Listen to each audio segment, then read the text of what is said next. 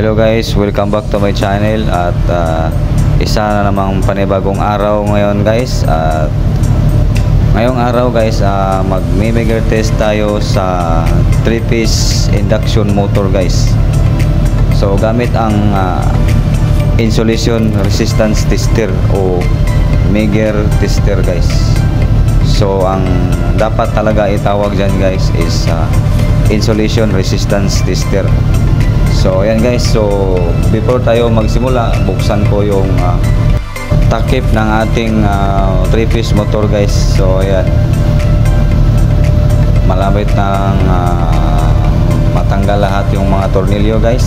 So ayan, at medyo hindi pa to nabuksan guys. So medyo dumidikit na yung rubber niya sa or gasket niya sa ilalim guys. So yan, medyo mahigpit. So yan guys, so yun, natanggal na guys. At yan yung mga wiring connection na ating 3-piece motor guys. So ayan, so before tayo magsimula mag-meter test guys, so dapat tanggalin yung kanyang supply ng ating motor guys, yung kanyang tatlong wire guys, kasi 3-piece tatlong wire. So tanggalin muna natin yung kanyang supply para hindi mabasa tuwing mag-meter test tayo. So dapat yung connection lang ang maiwan, kasi yun ang i-meter test natin para malaman natin kung good pa ba ang ating 3-piece motor guys. So diyan natin malaman kung good condition pa ba ang winding ng ating 3-piece motor guys. So ayan, tinatanggal ko na yung kanyang supply ng ating motor guys. So bali tatlong wire yan guys. Color coding kasi yung supply niya guys, red, white at saka blue. So yun ang color coding ng ating supply ng 3-piece motor guys. So ayan,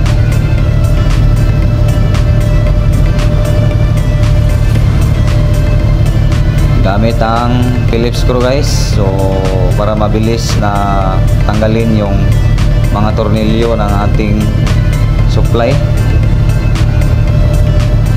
So ayan,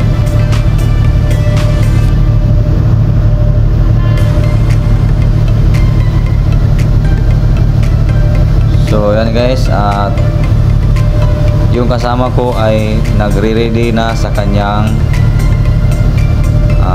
meter test guys. Shout out sa iyo Kaliki. So sa mga kaliki natin dyan, shout out sa inyong lahat mga kaliki, at mag-ingat kayo sa inyong trabaho, kasi yung trabaho natin mga kaliki medyo risky po, kasi hindi natin makikita ang kuryente.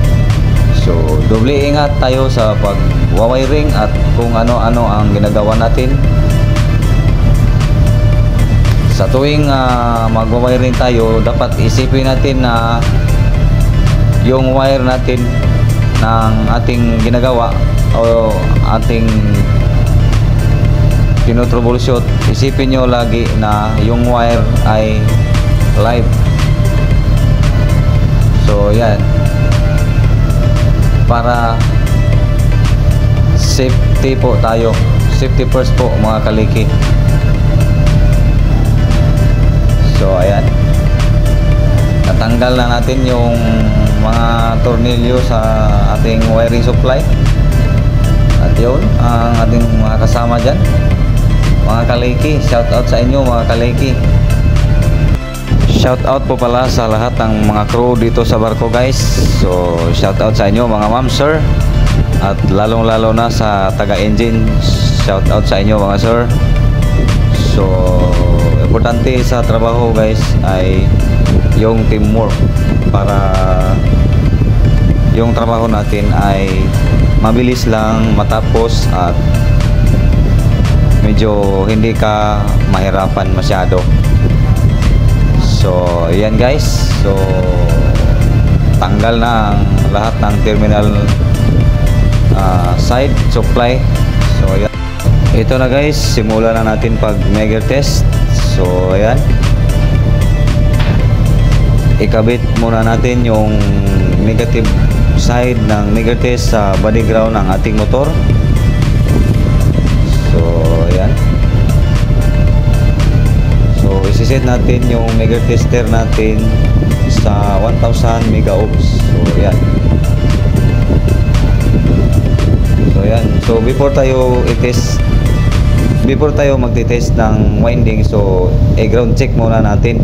So ayan, dapat mag zero yan yung ating isolation resistant tester para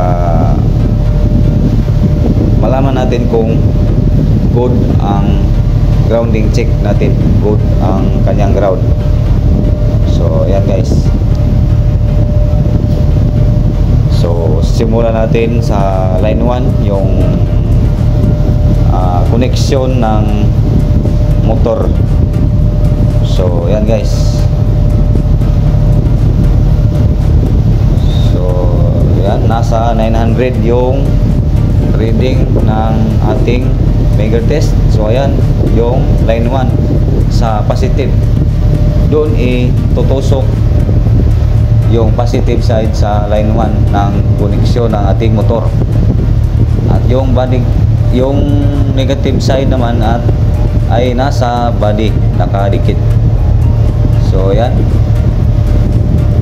so yan, yan yung line 2 natin, yung VW yan guys, yung connection ng winding natin. So yan yung V na connection ng winding, so 900 din. So ibig sabihin yung 900 pasado yan sa ating megar test. So ayan,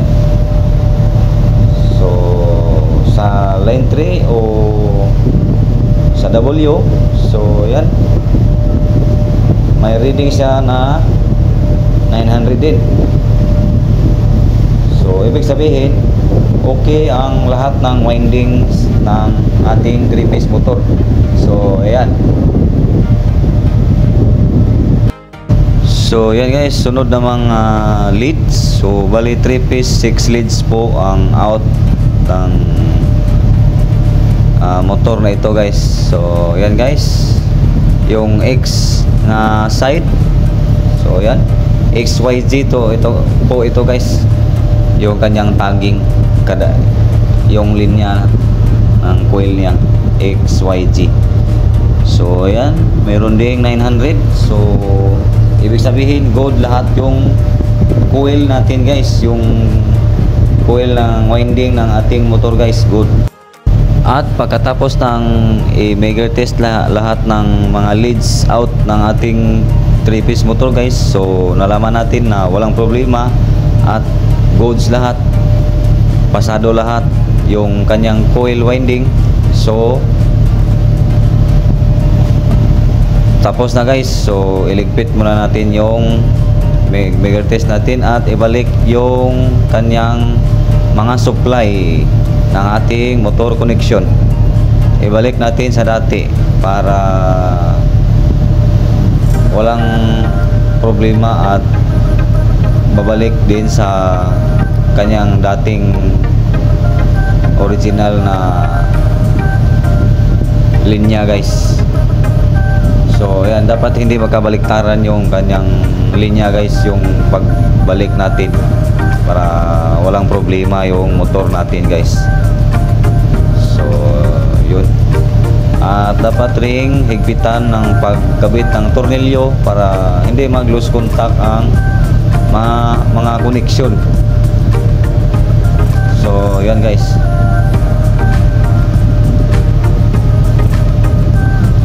medyo madali lang pag megar test guys. yun lang. Yung mga ano dyan, yung mga matataas na mga experience, so I know sa inyo sir na marami na kayong alam, so basic lang sa inyo tong pag-medical test sa ganitong trabaho mga sir. So yan guys, maraming salamat sa inyong panonood guys. Huwag kalimutang mag-like, share, subscribe to my YouTube channel guys for more updates and for more videos to come guys. So yun, so dapat ayusin natin pagbalik yung mga tornilyo guys para walang problema sa pagbalik ng dating normal na kanyang connection guys. So dapat ganun rin ang pagbalik natin. So yun guys, so dahan-dahan para maayos ang paggawa, maayos ang pagbalik natin. So ayan, yun.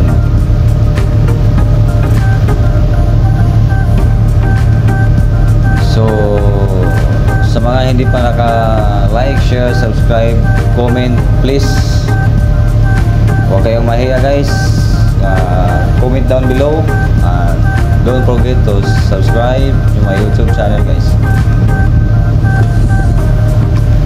Comment nyo lang kung ano ang mga dapat, yung mga tanong, baka masagot natin yan, yung mga tanong ninyo, yung mga hinain ninyo, yung mga lahat ng mga nalalaman ko is isi-share ko sa video ito guys. So yun,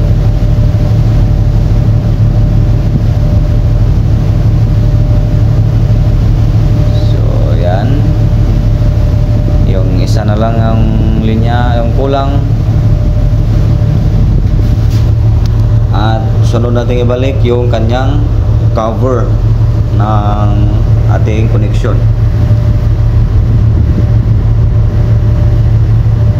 So yun lang guys. Sa mga patataas ng experience dyan, medyo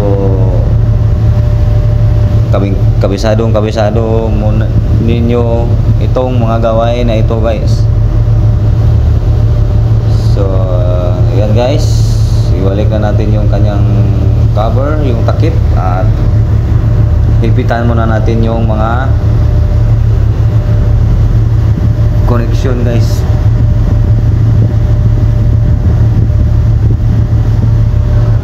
So yun, at balik na yung kanyang plastic cover sa ilalim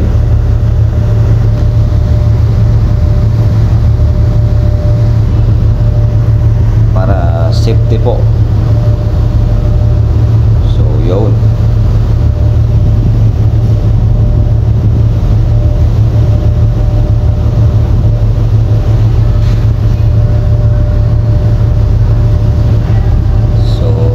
guys, yung cover na lang ang kulang para yun, balik na natin. At maraming salamat sa inyong panonood guys. Huwag kalimutan mag-like, share, subscribe to my YouTube channel for more videos to come. Salamat sa inyong lahat guys, mga kaliki, at ingat po kayo lahat. Bye bye.